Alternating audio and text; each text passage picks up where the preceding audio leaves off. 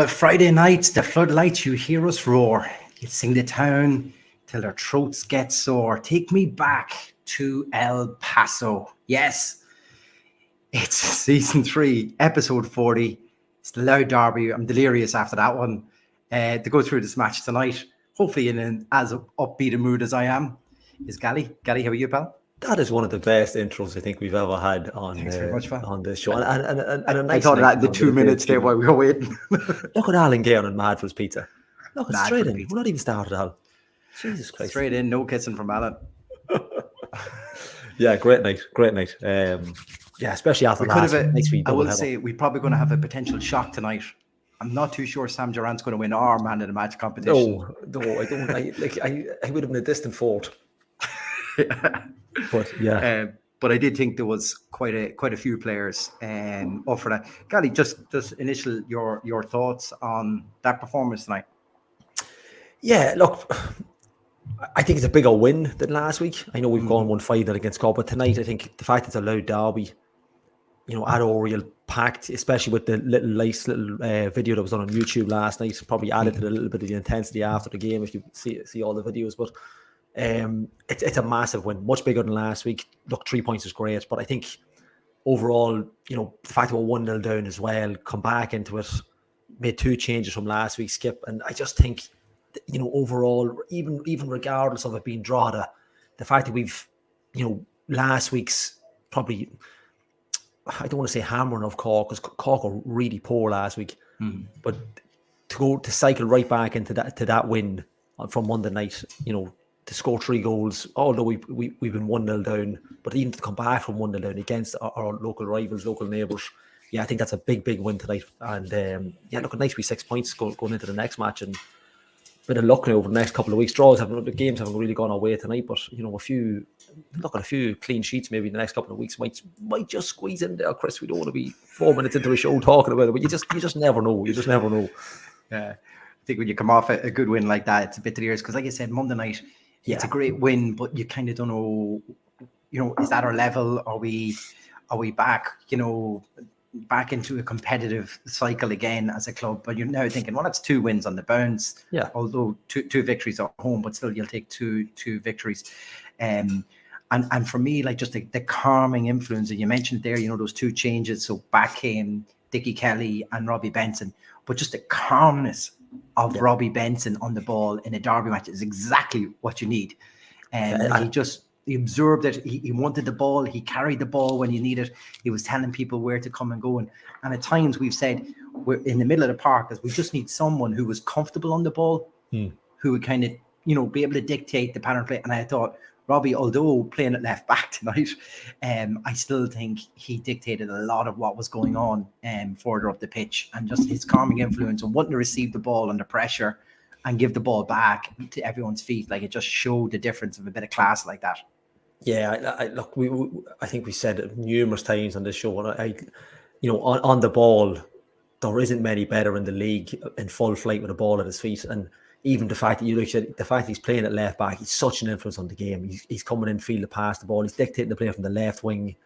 It's a massive player to have. And it almost got to the stage where, Ryan, you cheeky man. Tell you what. You nearly forget we had him. Do you know that kind of way? Midway through, so you almost, it's like having a new player back now, isn't it? Like, a 90% fit Pat Hubin, a 90% fit Robbie Benson. They're unmatched really when they're on their day. But yeah, it's such a massive.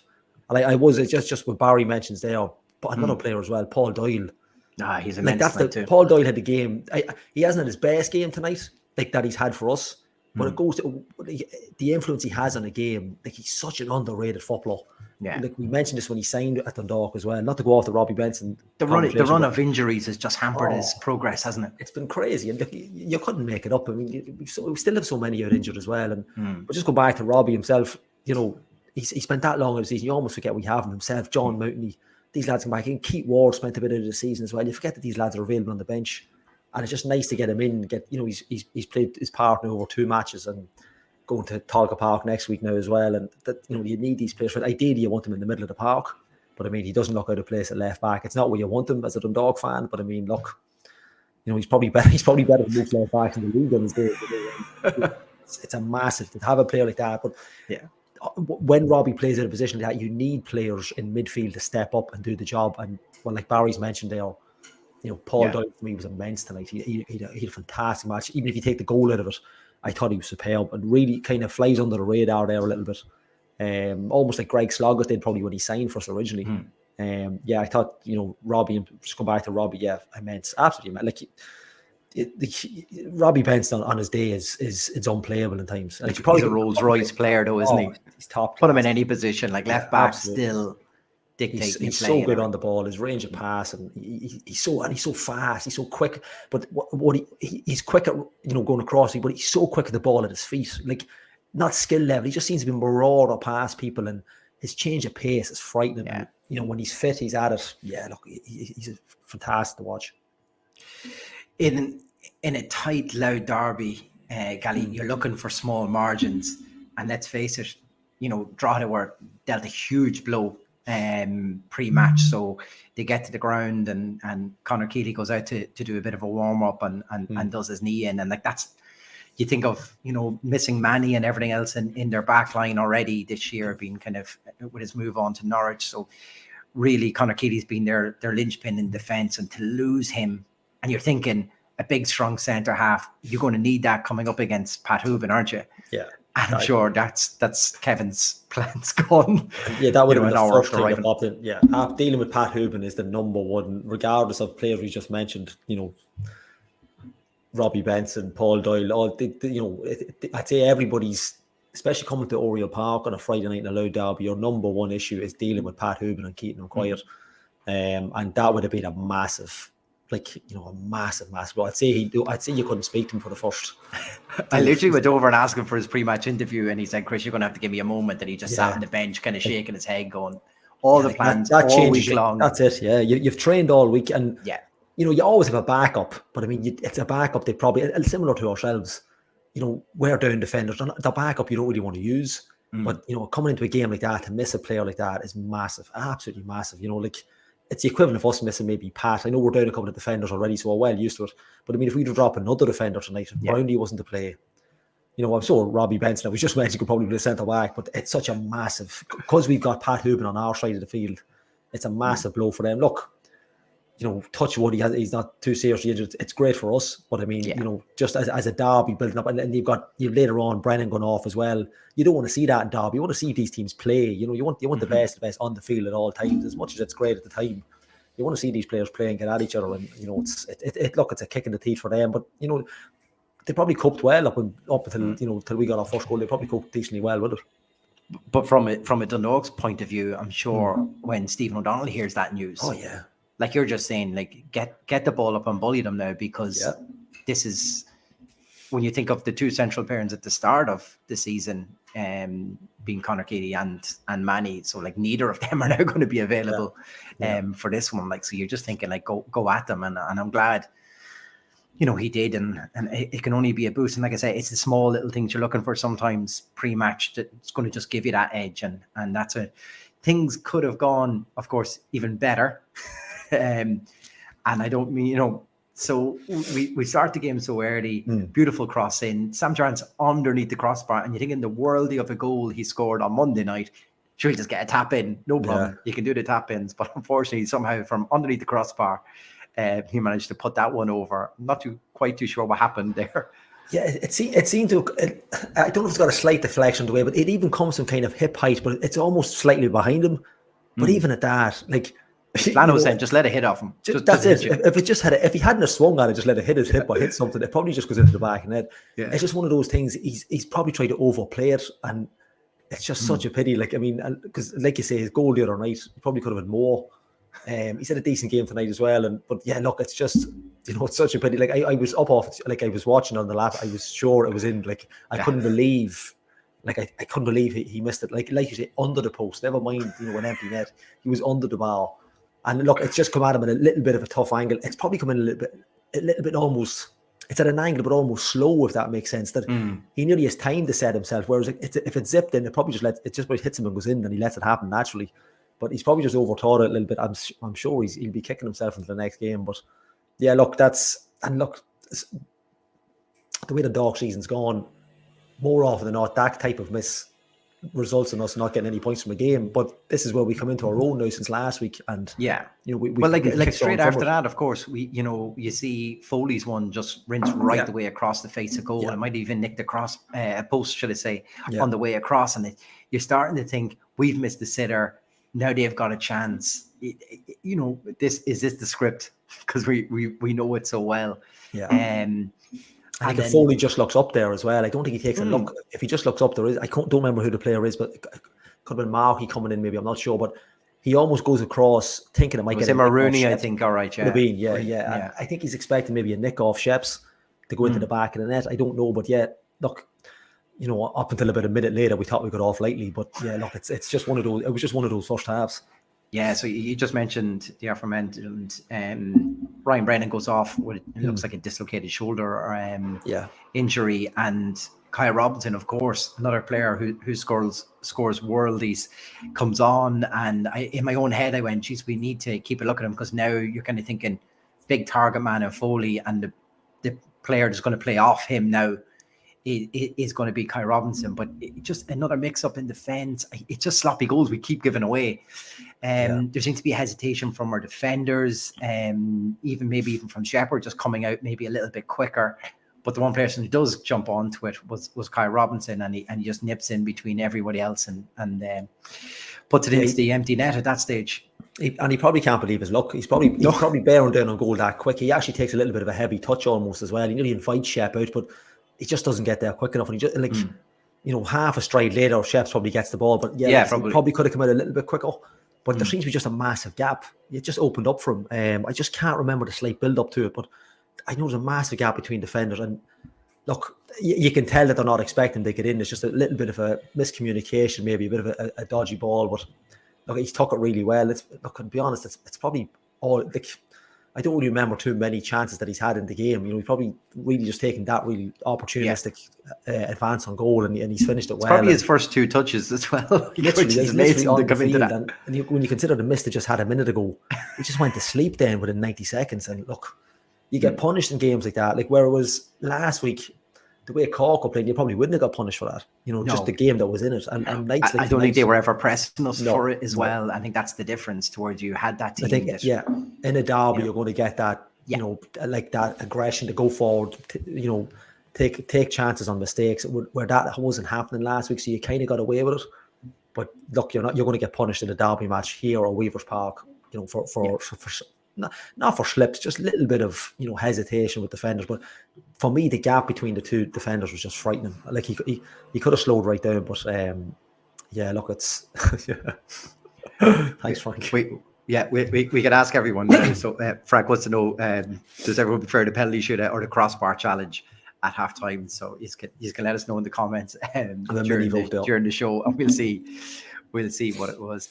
It's funny, just. Jason Crowley just mentioned showed a bit of character tonight. Are we surprised we showed a bit of character when you've got Pat Hooban, you've got Robbie Benson, you've got Daryl Horgan, you've got those lads who know about winning at this club. I don't think we shouldn't be too surprised that we actually showed a bit of character tonight, and that's definitely what's been missing, especially in that the run of the 4 defeats we've just had there previously as well. I think we were missing a bit of character in those matches, and as I say, I'm not overly surprised that we got back in. We do get ourselves back in this game before half time. So the corner routines come in. We tended to swing in a lot of our corners close enough to the keeper. We obviously thought there was something in that we could maybe in a crowded box with a young keeper with the experience of Pat Hooban and stuff like that around Darren Brownlee. Obviously, we thought that this was a ploy that we could get to. So the ball comes back out, and Paul Doyle, it's safe to say he didn't get the cleanest hit on them, but that ended up being but it just proves to say, and we've said it so many times, sometimes if you just get those on target, because it's a crowded box in front of him, like Wogan can't see it till it's kind of gone past his last defender right in front of him, and because it ends up right in the corner, there's no way he's getting to it so quickly. So fair play to him for just, at least he had the bottle, just have a swing at this and see where it goes. But I think he'll be the first to admit it wasn't the cleanest of strikes. No, I'd say because the box was so crowded, if he had got a cleaner strike, it probably just bounced off the defender. Like that's a luck on the night. It goes over the bar into the chip fan, or it hits one or two of the defenders. But the badness, that's not the word, but the kind of uncleanness of strikes has actually benefited him, because the goalkeeper, it's in the net before he dives. It's just such a, but it kind of goes out wide past everybody. It's like, instead of hitting in the inside of his boot, it goes the outside of the boot and kind of bends away around everybody else. And it goes so slow, like people are just like, I don't know, it's so slow on the telly. I don't know what it would, obviously we don't know what it's like there, but I think it's one of those moments that, if he was to do it 100 times, he'd never connect it like that.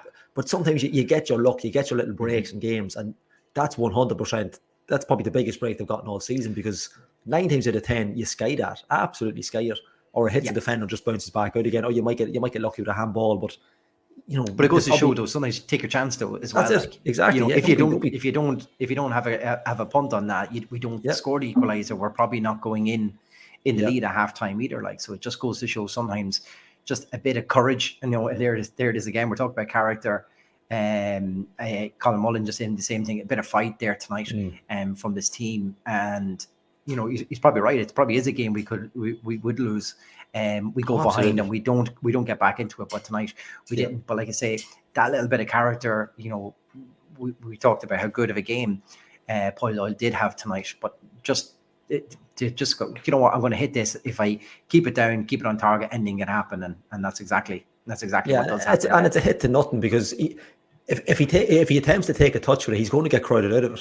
So he knows when it drops him, let's just have a look at this and see what happens. He mightn't be expecting a goal, but like you say, you might get a handball, you might get a corner, a redo on it. It might go for the ball. But look, he has aimed to keep it low, albeit he's kind of, he's nearly shinned it, for want of a better word. But it's a chance you take. Like you say, 9 times out of 10 it doesn't come off. But on a night like that, having the Durant missing as well, 5-6 minutes before, look, it's probably what they earn, and what you take chances like that, you get rewards out of it eventually. And look, we'll call it a worldie for now, because it's put us right back in the game. not to overplay it or anything.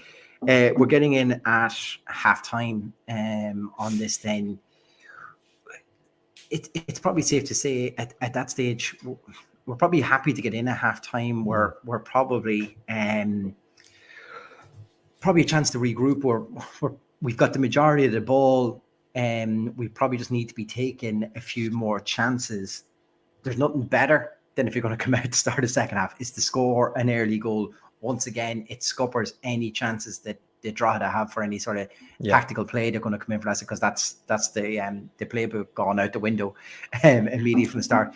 One thing we said, Dickie Kelly started the year, got amongst the goals, was playing well. He kind of came off it, didn't start the last game, but to get your chance tonight in the Louth Derby, and for Daniel Kelly to go and get a goal as well, that's great for him, isn't it?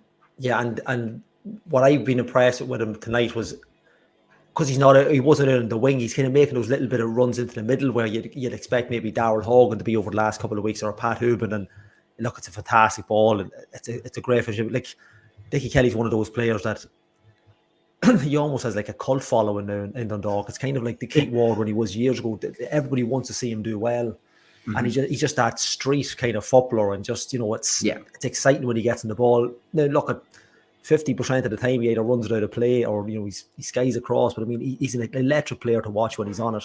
And I think every Dundalk fan, look, we love to see goals going in, but I think there's a special kind of little, almost a bit of an extra row for Dickie Kelly when he scores. There seems to be that little underdog, because he's come from, like, you're only talking probably what. He's got a song as well, isn't it? Yeah, he does a song, yeah. But I mean, you're only talking maybe 3 or 4 seasons ago. 4 seasons ago, he's playing Leinster League. He's on his third League of Ireland club. It's look, we picked up a gem there, like out of nowhere. Both probably done it first, but look, I think delighted for Dickie. Great finish, great first time kick, great ball as well. I mean, look, we've talked about the crosses all season, but really good. And like you say, straight after half time, it's an idea, and it really puts Drogheda on the back foot then, and kind of from then it looked like we'll do well, to maybe grab another one. But look, I don't think Drogheda put us under too much in the second half, but I mean, from then on, it looked like we were in the driving seat from then. It was us to kind of say, look, come at us if you want it. Yeah, I suppose someone else who can come in at an ideal time here, just we're talking about Dundalk taking the lead, is the Dundalk Democrats, Niall Newbury. Niall, we were just talking about just into the second half there and Daniel Kelly's goal. We're just saying, started the season, he started off with quite a few goals, but he's kind of had a lean spell of late and found himself out of the team. For Stephen to give him the chance to go back in that team in an important Louth Derby and to go and get a goal as well. That's exactly what you want to see from Daniel Kelly, isn't it? Yeah, absolutely. And I thought Daniel Kelly was actually very impressive tonight for Dundalk. You know, as you say, Chris, he's kind of been, you know, he's had a couple of injuries this season. He's sort of been in and out of the team at the best times. But tonight, you know, the goal, in fairness to him, it's nearly put in the play for him by Archie Davis. Davis, I don't know how many assists Archie Davis has this season. Eamon Collins there just saying maybe we just need to give him a 5-year contract. Yeah, well, he signed up for next year. At least Stevie O'Donnell confirmed after the game that he is signed up for next year. There seems to be a bit of confusion on his contract at the moment from different sources or whatnot. But he seems to be under contract next season, which is a positive. But there could be other clubs looking at him. I'm not too sure. But yeah, Archie Davis puts the ball in. I think Drogheda don't seem to react at all to it, and it's almost like it just kind of nearly comes off Kelly, sort of toe pokes it nearly, or pokes it home to make it 2-1. That's less than 60 seconds into the second period. You know, they say with Drogheda, maybe it's the hope that kills you when they play Dundalk. It seems every time it looks like Drogheda's going to beat us. We tend to suck them or hit them with a sucker punch like that. And, you know, it was looking quite ominous for Dundalk there for a long time. I thought we actually started the game quite well. We were certainly the better team throughout. But then Dundalk, being Dundalk this season, just ship a ridiculous goal, really. Again, you know, we're caught napping for that Drogheda goal, for the Robinson goal.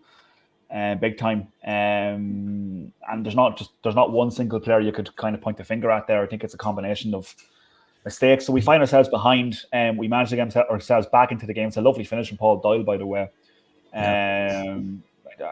He doesn't score too many, Paul Doyle, but I mean that was a beautiful hit just on the edge of the box, nestled into the bottom corner, first time hit. Did it look as slow from the stand, Niall, as it did on the telly? I don't think his connection was perfect, and that ended up kind of, as we just said, it looked like Niall, it went a long way around everyone across the box, and that probably caught Wogan out because he only seen it just as it got past all the players, but it seemed to take an eternity to go into the back of the net. But hey, they all count. They all count, and it did. It was almost like in slow motion. It was the exact same, you know, being there live tonight. I mean, but a great hit. I mean, I've looked at it back a couple of times. He actually hits it. Look, he'll claim he hit it well. I mean, I think it's a good goal personally. If I scored a worldly goal. Yeah. If I scored it in Oriel Park, Andrew, you can claim it. Do you know what I mean? Put it that way. Many moons ago. So I mean, it was a great strike from Paul Doyle. I mean, and he's actually, I think Paul Doyle adds a lot of sort of stability in that midfield when he does play. I think he's been a big loss. He sort of holds things together a bit better than maybe some of our other options at the moment. So I thought he played well tonight again. But yeah, that's the equaliser. Then back to Kelly's goal just right after the restart. That's 5 minutes before the halftime break, by the way. That Paul Doyle goal. You're 1-1, and then suddenly less than 60 seconds into the second half, you find yourself 2-1 up, and you know we actually came reasonably close to actually squandering that as well. A couple of times, I think there was one chance that the bar was Warren Davis hits the crossbar. We're nearly master of our own downfall again. I think Brownlee completely misses a header, and you know Drogheda probably should equalise at that stage, but luckily we got a bit of the rub of the green tonight, and we went down from there to win the game. Yeah, look, it'd be foolish if we didn't mention, but Gally, just like Archie Davis, like Niall just said, another assist. Like it's crazy, and his deliveries are perfect, but you know, players of late seem to just know exactly where to be. We've seen John Martin on the end of plenty of good crosses from as well. Yeah. But Dickie Kelly just gambles at the near post, just gets in there ahead. It's, you know, he's definitely been, for me anyway, the player of the season. I can't think of anyone else, another candidate that stands out. Well, there's nobody being as consistent, but there's nobody probably being in the team as much. I'd like to see apart from the goalkeeper, consistently performing and probably not injured is probably the best way to put it. I mean, himself, I can't really think of anybody else. Maybe Sloggett has probably played a similar amount. But then Sloggett's been played in how many positions? That's it. Yeah. To be played in his natural position is just that's really benefiting a good long run, like you say, but also in his natural position. We kind of tongue in cheek last week said, like Darren Meenan was the assist king, and he's giving him a run for his money, but like he really is. Like, I mean, if we're going to look back in this season and kind of look at all the assists, and not even the assists, the chances that were missed. His crosses are generally perfect. It's just like if you're not on the end of them, it's nearly your fault, because his crosses are absolutely pinpoint 9 times out of 10. And like I said last week, every time his name comes up, I hammered him the first game of the season. I keep saying I thought he was awful, like against UCD. I said, where is this come from? But he's just on another level. He really is. Like we mentioned Lewis McCarry last year. He's just he's been an absolute wizard on the right side of the fence all season. Yeah, it's interesting you mentioned that, Andrew, because I mean, I think like when he first came in, I kind of criticized him. I thought he was one of these players who kind of came in and took the league, or sort of underestimated the league. When he first came in, I remember his performance, particularly down in Turner's Cross in the first quarter of the season, was particularly bad. And I remember thinking that day, like, this guy's not up for scratch at all. And ever since then, whatever was said to him or whatever's happened since then, he's just gone from strength to strength. I mean, he's just become, and Stevie O'Donnell, like, reference it again, he's arguably the best right back in the league at the minute. He's absolutely like and we're at the stage now where if he's not on the team sheet, you'd be worried. Like if he's not playing, from and right you mentioned back. And you just mentioned it. He's I've criticised us this season for not having a settled defence at all. He's probably the only thing that's remained constant. In that backline, and that says it all, because we've chopped and changed everything: left backs, centre halves, everything else. He's one of the very few things that's remained consistent and constant, because the reason being, yes, okay, obviously he stayed injury free, which helps, but also when he has played, he's been very, very, very. He's been churning out lots of consistent performances in that rightful position. So, and I would definitely second Frank's comment there. I actually said to somebody during the week, he probably has been our player of the season if you're going to go through the whole squad. And he got the 1903's player of the month before kickoff today as well. And deservedly so. I mean, he's been a different class. Yeah. Does it say something as well, Niall, that, I just had a look back at the goal there. When Darrell lays the ball off for him, like, there's 2 defenders immediately running out to Archie Davis, because they know how good his delivery is, but somehow he managed to squeeze it between those 2 players and put it right on the foot for Daniel Kelly. Like, it shows even the opposition are kind of, saying that is probably our biggest threat is Archie Davis. Get out there and load his side, and they still couldn't get there. It's a great ball through. Yeah, absolutely. And I see Jason's, comparison with Sean Gannon. Sean Gannon used to do that quite a lot in his prime as well. We actually referenced Darren Meenan. I remember both those boys on the right-hand side one season would constantly be overlapping and sort of helping each other out in attacking positions.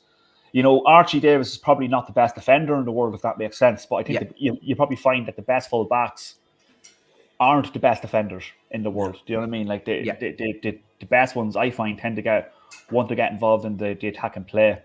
Like the Roberto Carlos's or the Cafus of this world all wanted to get involved in the attack and play. Do you know what I mean? Yes. And that's what made them super players. Defensively, that's left to maybe more so centre halves, and they can track back and help out the wingers. That's basically the role of a full back. He's been superb. I mean, he's been, like, of the signings we've made. He's, well, probably without question, been the standout one from this season. I thought Lewis McCarry, when he came in last season, was a very good loan acquisition. I was a little bit worried when he went back to Stoke City, because I was thinking we've left a big hole now, because he was one of the better signings last year. So maybe just a case where Stevie has a good eye for a right back. I don't know. But I mean, well, he's been a really, really good find. The only problem is the nature of the league, the nature of, especially an English player performing at that level of his age profile. Are you going to keep him for the long term? We have him nailed on for next season.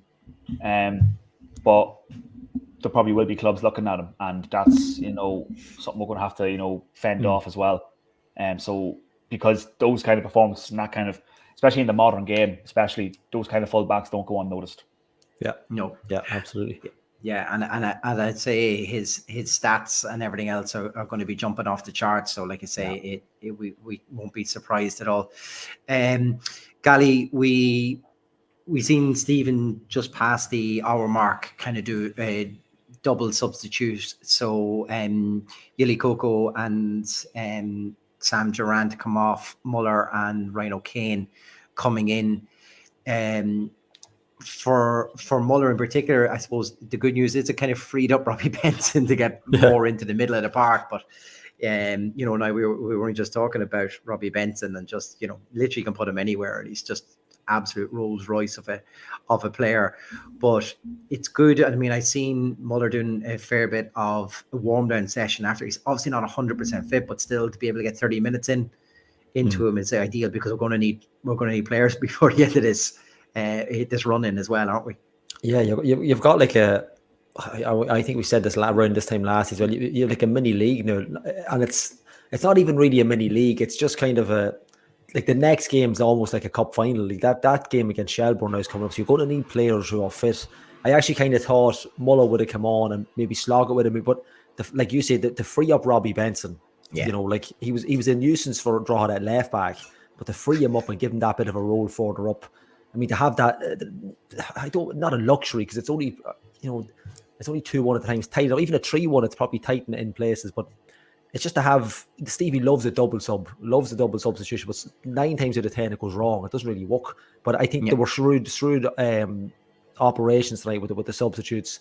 Getting Robbie Benson up, getting minutes into Muller as well, because he's going to be the cover. Something should happen. Slot at the minute, he'd be your other centre half that comes in if the boys aren't fit.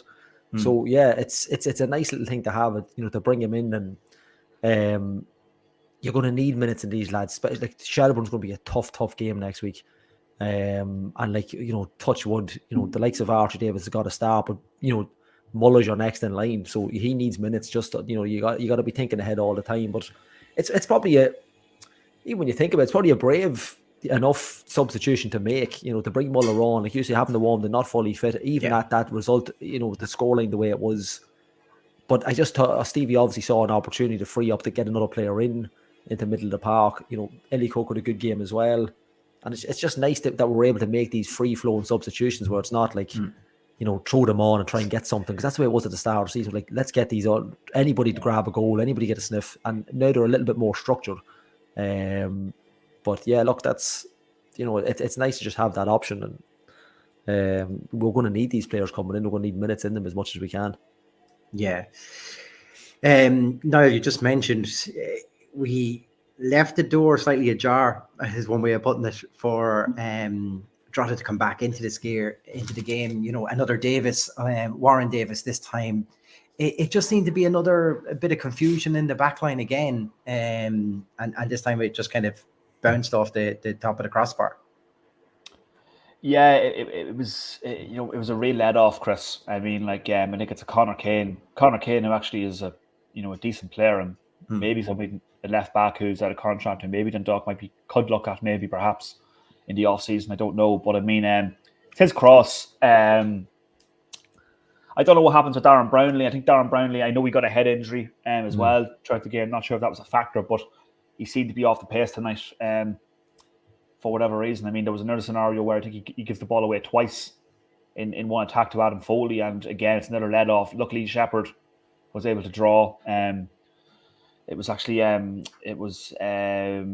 Robinson. He draws him out a bit wide, and we can't really capitalise. He was through on goal though due to that. So I mean, but the chance you just referenced there. I mean, it's a Kane cross. I don't know. Darren Brownlee just kind of completely misses it. And, Warren Davis, opportunistic, not long off the bench, sort of lifts it over Shepherd. It's a goal every day of the week. But luckily for ourselves, instead of nestling into the onion bag, it sort of it comes off the crossbar. And it's a serious let off at that stage, because that's what 72 minutes, according to my notes here. And I mean, excuse me, if that's 2-2 at that stage, the way Dundalk have been this season, you know what I mean? The game's probably only going to end. It'd be 6-2 to Drogheda. Yeah. Yeah. So luckily, look, that was a severe let off. 5 or so minutes later, we actually get our third goal. So fine margins in football, cannot be underestimated. And Dundalk have seen the good and bad of that this season, I think, quite a lot. Yeah.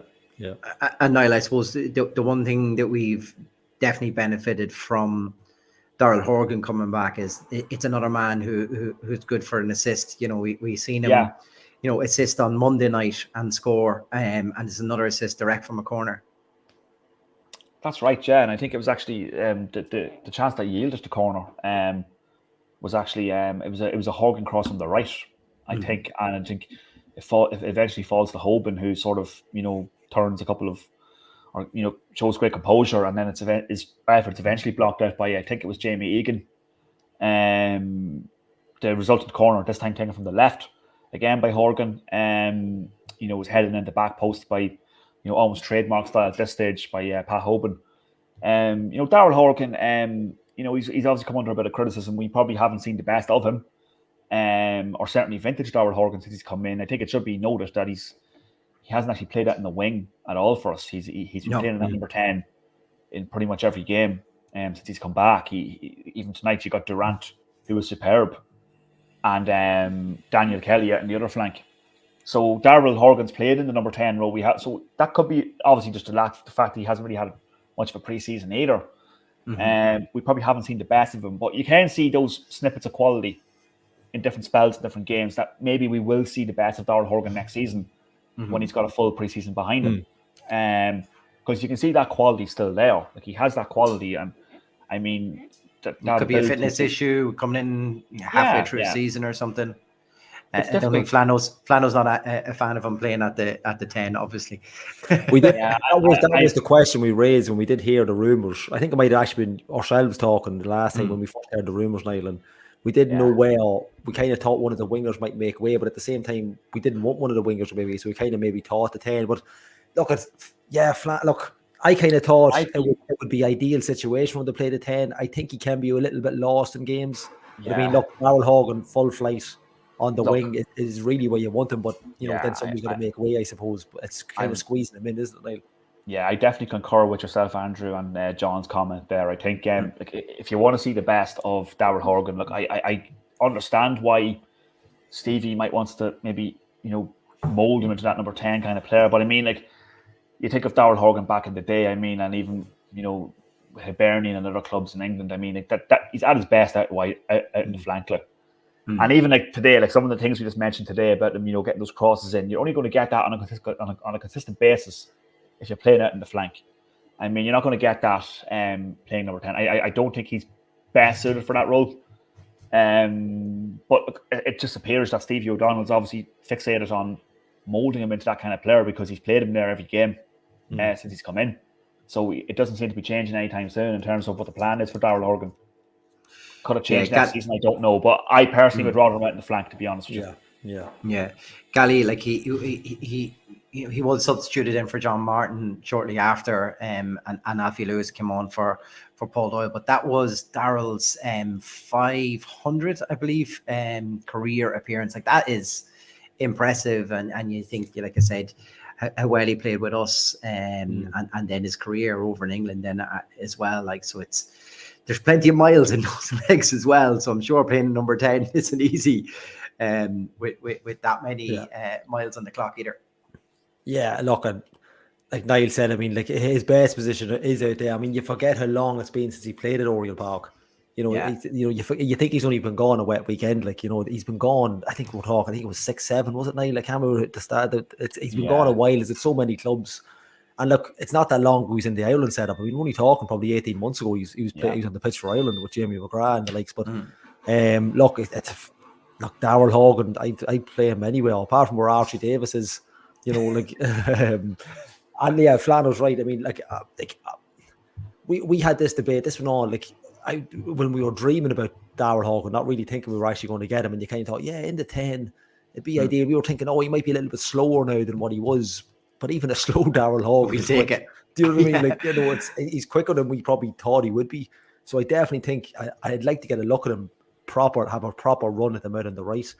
But Stevie, like Niall says, Stevie's obviously thinking, right, we haven't got the Keith Ward, we haven't got this kind of this on number 10 that we you could argue if you need it or not.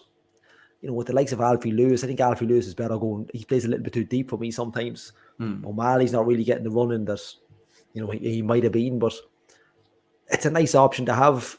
Yeah, look, I think Darryl Hogan probably goes and sign for anybody else in the league. He's playing out on the wing, but we just have to see that if there's somebody else can come in and do the role, I suppose that's probably the best look. I think Ryan O'Kane could definitely have a look at it as well. But again, these boys are at their best, or we've seen them at their best on the wing. So ideally, that's where you want them. But look, beggars can't be choosers. We gotta play with what we have at the minute. Yeah, look, it's. I take him playing anywhere. Once he's going forward with the ball, I'm happy enough wherever he's playing. And the fact that we're raging about trying to find a place for Darryl Horgan in your team shows how far we've come in the last 2 games. Niall, one thing I suppose myself and Gally were talking, and I know Stephen made it a big point in the Cork match when Senan Mullen came on, that it wasn't just a token appearance. He got a small run out again tonight, probably more just a run down the clock tonight, I would say. But we did get to see a lot more of him in the Cork match. What did you make of Senan? Yeah, he must have been listening to the podcast last week, Chris. Because I know. I said it. I said it to Flano as well. We call this. Yeah, and I actually, like Senan Mullen actually has done quite well in some of the preseason matches he's played. I think he looks a proper baller. Like, and obviously we didn't see a whole lot of him tonight. Coming on in, the pits or the depths of injury time. But like Monday night against Cork City, he came on and I think he got the last 15 minutes in that game, and we didn't look at a place. Now look, you're 5-0 up or whatever it is at that stage, or 4-0 up at that stage when he came on. You're in cruise control. It's a good game to come into. A good environment to come into. You could argue most players will look good in a situation like that, but he didn't do himself any harm whatsoever. I mean, he's clearly got ability, and I think he's conducted himself quite well. Even in the friendlies, I've seen him play, and in pre-season, and the 15 minutes against Cork on Monday, and obviously very hard to make any judgment. He only got a few seconds tonight coming on, but even then, it's experience. He's getting appearances under his belt, and it all adds up at the end of the day, and it adds to his confidence of playing first team football. And I think he's definitely somebody where we should be looking at. Owen Kenny obviously coming back from Wexford on loan next season, looks a decent player. Anthony Moyo, Oisin Coleman, there's other boys as well coming through the ranks. Dilta Honey even lower. I mean, there's Mayowa and Amasahun. We've got good players who could be good options. And I asked Stephen that at the start of the season. Was that going to be utilised? Hasn't been utilised as much as maybe some of us would like throughout the campaign. I'm pretty sure Senan Mullen is probably the first under-19 player we've used, and that's only towards the tail end of the season. Ryan O'Kane's introduction last year was, according to O'Donnell himself, was basically incidental due to an injury crisis we had last season. Do you know what I mean? He probably never got an opportunity other than that. So there has been a reluctance to kind of play some of the 19s, which is kind of unusual, especially when the team's kind of out of form on and off quite a lot, So it's one of them. We will get to that. You did Flano. Or we can talk about it again. Yeah. I think Flano was still raging about it. I think it was probably 0.05 yards under the bar. Under the bar, and still managed to put it over the bar for play to him. But like Flano's comment just before that, we do need to be competing with Pats, the Bows, Rovers, with regards, trying to bleed in these younger lads, and it's just important that Dundalk is seen. If we use Senan as that beacon or a guiding light, that young people know if they come to Dundalk, they will get a chance, Gally, and that's the thing is. We probably talked about it last time. It's nearly a historical issue at the club, isn't it? That we just haven't been going, and it's funny, Gavin put up the 2010 victory, the 2-1 victory over, and there's a young Tiernan Mulvanna coming in and scoring a winner in that one. Like it just goes to show between Tiernan and Ryan, there's a huge gap missing there of local talent. Yeah, and the talent has been there. Like we've had, one of the best goals we've probably seen in the last 20 years was Mark Griffin in United Park at the time, probably Hunky Dory Park at the time. Like Mark Griffin bar an injury, Mark Griffin was a sensational football. Just a bit of injury, bit of bad luck. We've also, we've had O'Connor's down the line. We've had one of the best defenders I'd seen in a long time was Paul Finnegan. Paul Finnegan never got a look at senior football. Paul Finnegan was outstanding. I don't even know where he is now, but as a young player, I'd seen him play a number of times and he was outstanding. But yeah, look, I remember Tiernan was on the show before and he was saying, you used to get your chance with Kenny on, I think they used to do like 11v11 on his Thursday or a Wednesday, but sometimes nerves can get the players and, I don't know, but definitely I think we've a nice little pack of young players there now, I think that could definitely, the likes of Mullen, Mayo, like even Oisin Coleman there, and there's more, like Dulta as well, Tiernan mentioned Dulta before as well. He's just, I think Jerry Harrison might have mentioned him last week. I don't mean build a team around him, but definitely instead of going signing players that, on good, I suppose, big money to sit on the bench, let's use these young fellas. Let's like Owen Kenny's come back. Owen Kenny hit the ground running straight at Wexford, straight out the game when he went down on loan. He's still at school. Let's get these young fellas and and as little as we've seen of Cammy Elliott, you could say could Owen Kenny have done as equally as good. That's what I mean. Like if you're going to bring them in and loan them in, and then I'm not saying they're not getting a chance. It's they have to prove themselves to get into the team. But if these young fellas if they're good enough to go and be really, really good at under 19s level, let's give them a chance. I mean, Tiernan and the boys coaching up there, they're not idiots. These lads know if these can make the grade or not. And let's use them, let's lean on them and see, right, I know pre-season's for that. Senna Mullen's getting his crack now. Mayo probably as well. There is a few there that you can go back to Manny as well when, over at Norwich. You can go back to all them boys as well, never got a lick. I think it's time now, this is maybe the future now. Instead of going out and spending money that we might not have now with the European run, let's try and galvanize these young fellas in and get them. And I'm sure they are. Behind the scenes, I'm sure they're getting their chance and training and getting to, train with first team and whatever way they want to look at it. But, especially, with the results, you might need something a little bit different now going forward. Where clubs might not expect, Shelburne might not expect one or two. They won't know Senna Mullen too much next week. Now, they will probably after the last two games, but you might know an Anthony Mayo coming off the bench. They mightn't see a lot of them unless they're at youth level. Maybe it's something different that might, get us over the edge over the next couple of weeks. And, let's set a foundation for next season because now we're looking for next season already. And, let's get these lads, minutes on the pitch and, let's kind of get them engraved. And instead of going signing 20 players next year or whatever we need, let's say, right, we've half a dozen of these young fellas outside maybe of the first 13, 14. These are going to be the subs. And let's get our maybe 12 top players in if we can and work from there. Like the Bows, like Flano said, Bows, Pats have been doing, Bows are probably the Pats of late, but Bows of the last 15 years, probably 12 years since the big bucks left Bows, they've been the experts at it. Yeah. You forget players that come through the Bows, like Dean Grant, all these boys were top class. And now Pats are doing the same, and we should be following suit. Yeah, look, and I 100% agree, and I think if we get the opportunity, there's no point just putting players on the bench for token sake. Really, no, we have to have a trust and a faith that these lads can come in and make a difference. And from what Stephen seems to be saying, you would say he has faith in Senan in particular. As one because he said it wasn't just a token cap for him to come in and get an appearance like that. It was to there on merit, which is great. Right, there's quite a few man of the match coming in. There's some for Greg Sloggett. There was some for Robbie Benson. Quite a few there. I would say for Archie Davis. Gally, I'll come to you first on this. Your man of the match nomination. It's between two for me, but Archie Davis was excellent, but I'm going for a rejuvenated, back to the grind again, Robbie Benson, because I just think he's such an influence on the game. Like you say, from left back, I mean, the man could probably play anywhere. Apart from nets, he could probably play anywhere. I just probably could calculate where the ball's going to land and probably still save honestly, it. I think if Leahy plays tonight, he would have a big influence, but Robbie just carried that little bit extra with him tonight.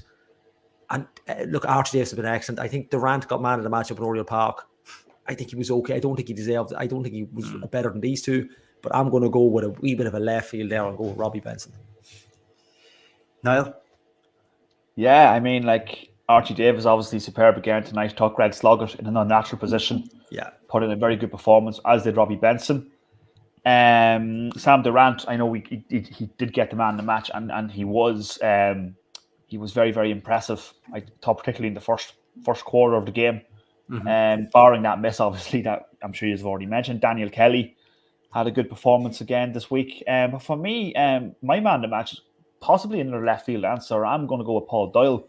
I thought just going unnoticed. Yeah, going unnoticed. Just going about his business very, very nicely in midfield. I thought Drogheda got very little joy in that department tonight. I felt, and any chances they got was kind of master of our own doing defensively. So I mean, and obviously he got the equalising goal, hit it lovely. In my opinion, he hit it lovely. I'm going for Paul Doyle, man of the match for me tonight.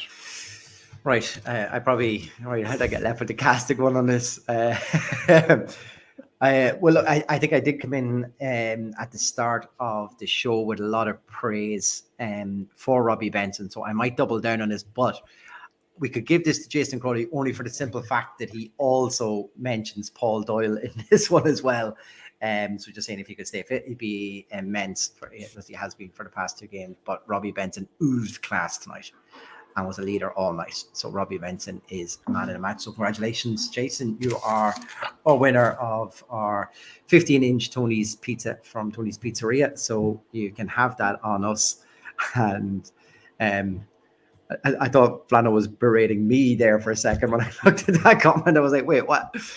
And Frank wants to give it to the performance of David Keenan in the centre circle at the start. So yeah, it was good to have a chorus of Drogheda fans singing in the background to El Paso. I've never heard that version before, but we heard that one tonight.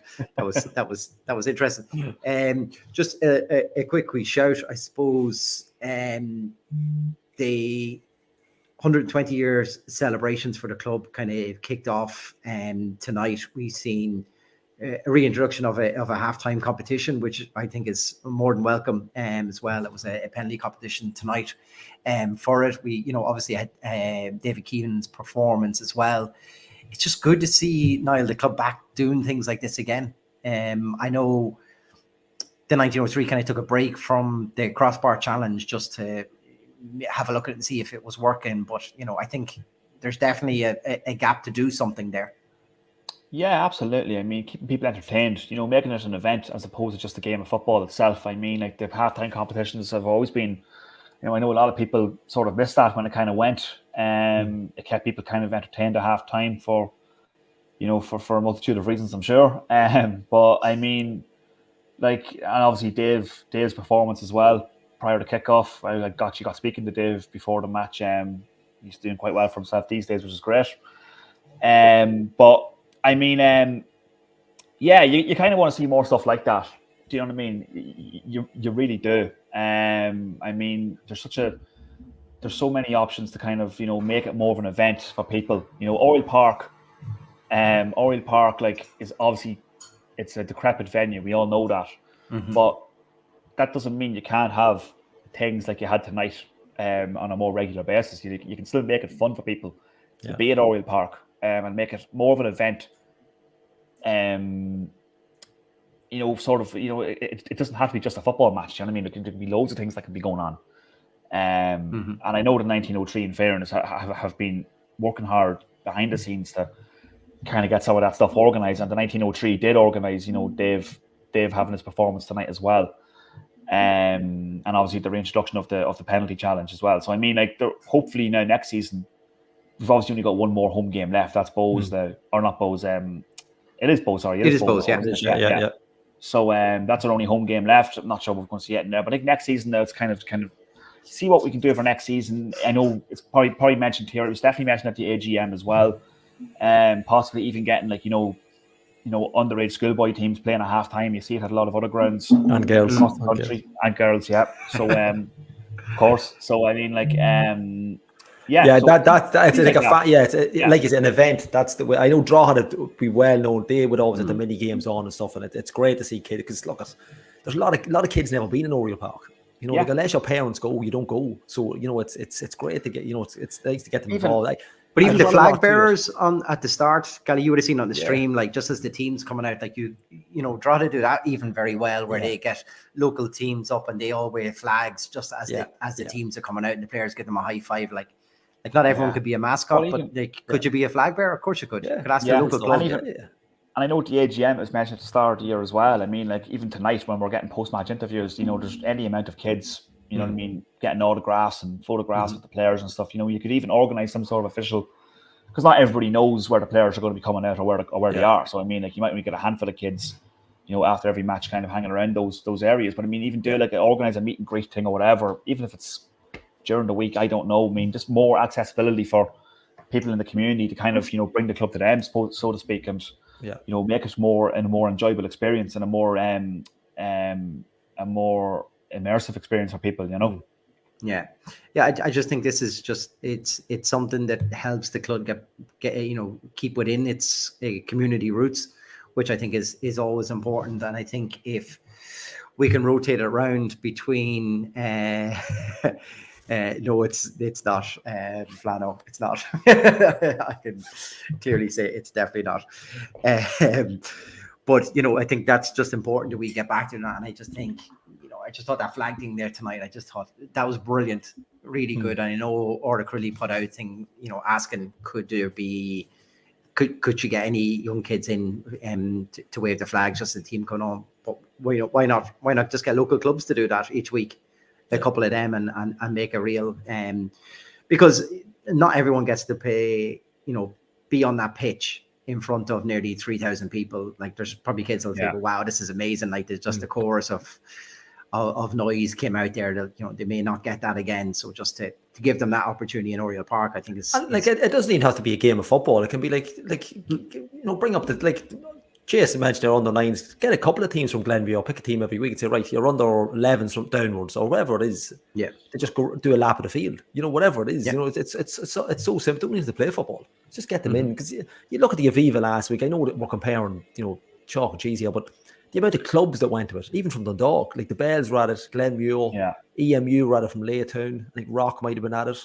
You know, like all these teams, you know, and you've so many teams getting tickets and stuff like that. Like, I'm not saying let them in for free, but I'm saying it's kind of an incentive drive, you know, like to get this, and even if it's just like a parade around the field at halftime, a team every week, whatever it may be. You don't have to go to the hassle of setting up nets or goals, but something so simple, you know, it's very, very straightforward. Kids will just kick a ball around for 5 or 6 minutes, because I know by the time you get them on, you've only got a 15-minute window.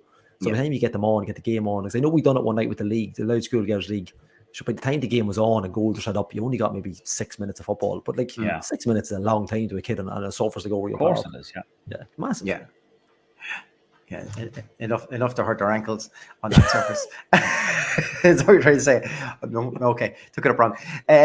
Niall, where does this leave us in the run-in now?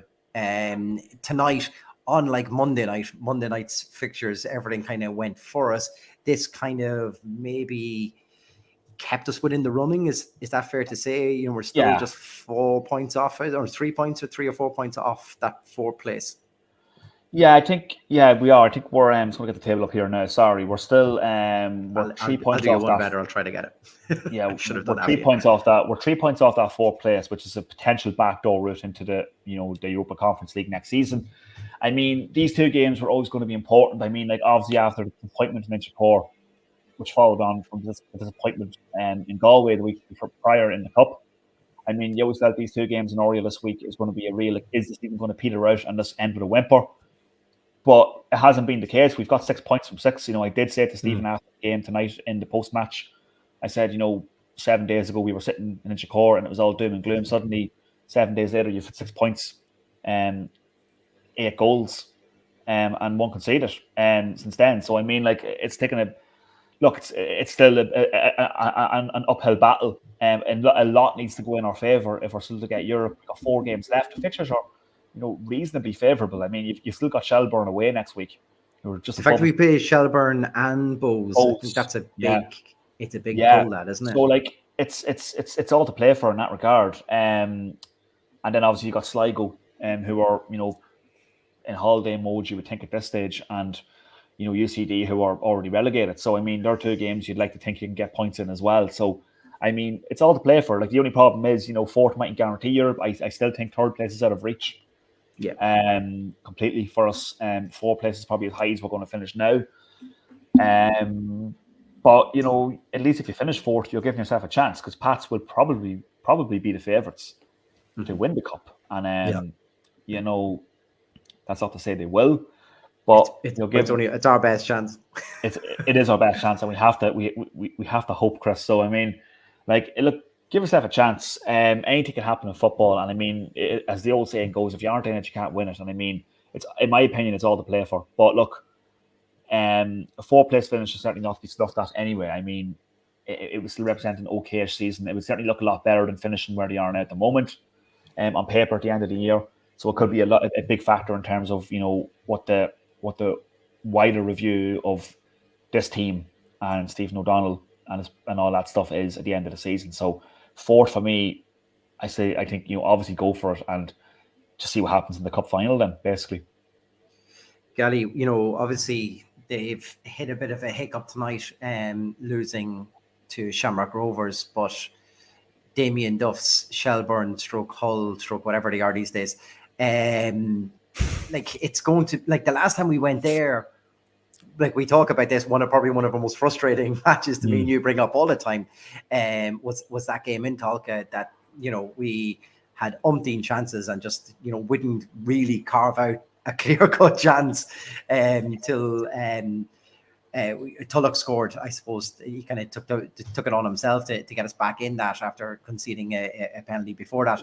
But of course, they were down to 10 men for the majority of that match too. But it was just a real frustrating one. So if we take anything, I suppose, for the last two games, it's being positive and taking chances and stuff like that. That's probably better form than we had going into that game last time round. Yeah, and it's funny, you hope Archie Davis actually is a better night. Archie Davis actually had a poor night that night. I remember we'd done a post-match pod and the crosses were sky high. They were just crazy. Up, yeah. 5 or 6 of them. So, provided Archie's on point would be fine. But look, like Flano says, if we go and win all our games, it's right there for us. And, you get a bit of luck. Pats would be favourites for the cup, in my opinion, as well. I agree with Niall on that one. And, if we get a bit of luck along the way, we haven't had much this season. Now we've been the writers of our own luck for most of the season gone past us, but it is there for us. Shells, like you said, I still remember doing it. There's not many post-match podcasts I remember every single minute of, but that one is definitely up there. It's up there with UCD away last year as well. Yeah. But it was one of those frustrating nights that really should never have taken place at all. But that's the night. I think that was the night. It was Moylan had chipped Sheps that night as well, and gone. I could have had a hat trick. Really, he did 2 or 3 really good chances, and going to a Damien Duff Shelburne up there is not going to be easy. But I mean, if they look at, it'll be a test for them. Like Niall said, it'll be a real making of what Stevie's done this season, and this will be the big game, because I think if we can get over that one, I think we could go on and win all the rest of them. And that's, we got 1 game left at Oriel Park. The advantage for us is it's at Oriel, it's against Bowes, and we're at home. So, I mean, you kind of fancy us to really, beef it up there a little bit and, get the crowd behind us. But if they've nothing to play for, if we don't get something out of Shelburne next week, it kind of puts a bit of a damn squid on the final games of the season. And, like Flano says, we go, it's in our hands, we go and win them. It's open season for us. Niall, is it just don't lose as well, because then you're staying on the coattails of Shells? Would a draw be acceptable? Yeah, depending on how Bowes get on, I suppose. Depending on how Bowes get on, as you say. Yeah, I mean, it's Talca Park's always going to be a tough place to go, especially playing against this Shelburne team. I mean, any Damien Duff drilled team is going to be. They always play with a bit of an edge. They've got some seriously good players as well. They've had an outstanding season, actually. And in fairness to Duff, he's done a really good job down there in Talca. So I mean, look, it's hard to say. Dundalk have just been so Jekyll and Hyde. I mean, you just don't really know what you're going to get. You know what I mean? It's so Shelburne. Both teams have, really, when you think about it. Yeah, I mean, Duff's team they're liable to absolutely take you apart, or just not. There's nothing really. They're really, they are that Jekyll and Hyde as well. I suppose it's really a match made in heaven, really. we sort of find ourselves in a weird, absolutely. So we sort of find ourselves in a weird position of chasing something that mightn't actually even work out for us. Do you know what I mean? It's because to me, top 3 is off the charts now. We're not going to get 3rd place, even if we win the 4 games. I don't think at this stage. So I mean, you really are looking at 4th place, which is only a potential backdoor route maybe into Europe. So I mean, you could theoretically finish 4th, and then somebody else goes wins the cup or something, and suddenly it all means nothing really. So I mean, we find ourselves in a bit of a strange position at the moment. There's still technically something to play for, but it's not in our hands. That's just the bottom line. It's just not in our hands, regardless of what we do now from now until the end of the campaign. It's not in our hands. We are relying on other teams, and we've given ourselves a lot to do as well, because we are still 6th even after tonight's results, or after the last 2 results. We're still 6th in the table, but we're a little bit closer to Shelbourne and who we play next week, and then Bows, who still have to come to Oriel too. So, I mean, I know John's saying a win is the only thing that will do next week. He could be right there. But maybe me being the realist, I'll just say us going to talk and winning next week is not something, even after the 2 results this week, is not something I'll be putting my life savings on, put it that way. I mean, the way the Dundalk are, it could go one way or the other next week. And I know it sounds a bit cliched, but I mean, there's just no predicting this Dundalk team anymore. And I think I said it to you actually, or I might have said it to somebody else maybe after the Pats game. They'll probably go and thump Cork now Monday night, which they did. To me, that's just been the story of what we've seen. It's just been up and down, up and down, up and down, and there's been no consistency with us at all really this year, or cohesion. So it's just look, ultimately we will finish where we deserve to finish. I think that's the bottom line, and that's when you'll probably review it in greater detail after the UCD game, perhaps in November. Yeah.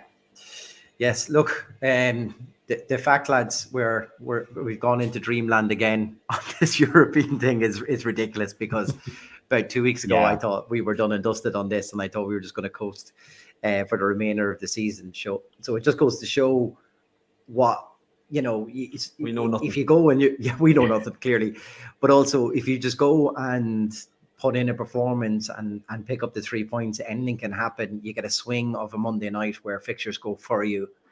You can just get back in there, and it's just important to stay in the coattails. And I think talking about that Bulls match, talking about the Shells match, they're the next 2 key ones now. I would go so far as to say both of them are definitely do not lose, because to give ground to either of those 2 teams ahead of you now would be absolutely suicidal at this time of the year. So I think a win and a draw there might be enough to keep you in the mix right down to the last game or 2. I think that'd be ideal. I think if you're drawing with Shelbourne and Tolkien next week and beating Bows and Oriel, and then winning the 2 games, which you should win against Sligo and UCD respectively, then I think you probably would be looking at a 4th place finish. It's very hard to imagine a scenario where Shells and Bows are going to win all their games as well. So I mean, it's just it's one of them. It's just, you do also have to wonder, are the players up for it as much? We're obviously talking about it here. We tend to overanalyze things anyway, but I mean, we're looking at it from a point of view of supporters, and 4th can get us this, but you wonder, are the players even thinking about that? Do you know what I mean? It's it mightn't even guarantee them for or European football. So you wonder where the players' heads are on that as well. The last 2 games would suggest that they're still going for it. I mean, there've been 2 good performances, solid performances. Look, Cork, I didn't want to say too much after the Cork one, because Cork, I think Cork are so poor at the moment. I mean, they're not even far ahead. They're not even that far off UCD in terms of standard. I mean, they're an extremely poor side. They were not a barometer to really look at, but I think Drogheda, in fairness, tonight was a game that I didn't think we'd win. I would have backed draw tonight. So, I mean, that was a more impressive performance tonight, all-around performance against a better team in Drogheda tonight, and a team that's been on form and really punched above their weight this year. That was and obviously up for the derby as well. So, I mean, maybe there's hope for us coming into these 4 matches, but we have to wait and see. Yeah, but look, it's also good, as I say, a win in in the Louth Derby is always good, and it's a good confidence booster going into the end of the season. And it's also good when Jerry Malone gets his prediction wrong too. So like there's a double win, isn't there? There's always that double win. Well, look, lads, I think we've probably done this one to death. I just want to thank Gally and Niall for jumping on. Thanks, of course, to Tony's Pizzeria for their continued support for our Man of the Match competition, to Player Fit for our merchandise, and of course, to Dundalk Village for the overall sponsorship, and Donald Green for that as well. Well, look, I think that probably wraps it up for us. I'll wrap it up by saying, take a walk down the Echo Road. I'll be waiting for you. But I'll be waiting for you.